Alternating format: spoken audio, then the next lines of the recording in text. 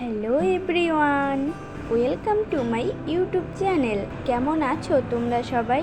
আশা করি তোমরা অনেক অনেক ভালো আছো, আর আমিও অনেক ভালোই আছি।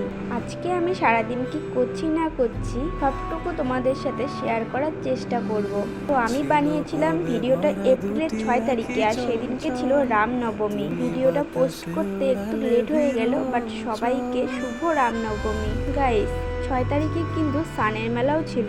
আমরা যেহেতু যেতে পারিনি, তার জন্য আমরা যাব বড় মেলায়। আর সেই জন্য আমি কিন্তু দেখছি পরে পরে আমাকে কোন ড্রেসটাতে খুব সুন্দর লাগছে। তো আমার ড্রেস তো সিলেক্ট করা শেষ হয়ে গেছে। তারপর কিন্তু আমি গিয়েছিলাম স্নান করতে, আর স্নান করে আবার চলেও এসেছি। আর এদিকে এটা দেখো, এটা হচ্ছে আমাদের ঠাকুর ঘর। সামনেই আমাদের মনসা পুজো, সেই জন্য এই কালারগুলো কিন্তু আমরাই নিজের হাতে করেছি, কারণ এখন মিস্ত্রি আনার হাতে কিন্তু মোটেও সময় নেই। কালারটা খুব ভালো না হলেও অনেকটাই কিন্তু সুন্দর হয়েছিল। দেখতে দেখতে সন্ধ্যা হয়ে গেল, আর আমরাও কিন্তু রেডি হয়ে পড়েছি মেলা বাড়ি যাওয়ার উদ্দেশ্যে। এই ড্রেসটাতে আমাকে কি রকম লাগছে প্লিজ কমেন্টে জানিও। আর আমাদের এখানে বড় মেলায় যেতে হলে এই যে নদীটা, এই নদীটা কিন্তু আমাদের এভাবে পার হয়ে যেতে হয়।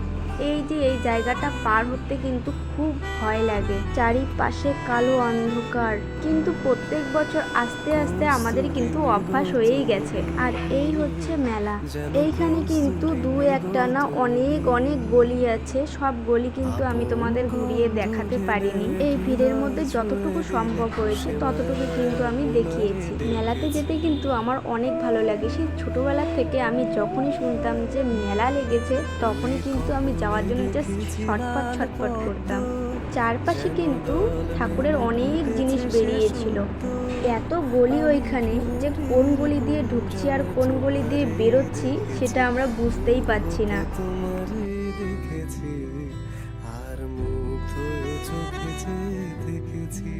অনেক ঘুরেছি, এবার বসে পড়েছি খাওয়ার জন্য। হ্যাঁ, খেতে গিয়ে আমরা কিন্তু চাউমিনে অর্ডার করেছিলাম। বিরিয়ানি খেতে চেয়েছিলাম, কিন্তু ওইখানের বিরিয়ানি দেখার পর আর ইচ্ছে করলো না যে আমরা খাবো সেটা। সব খাবার জঘন্য বানিয়েছে।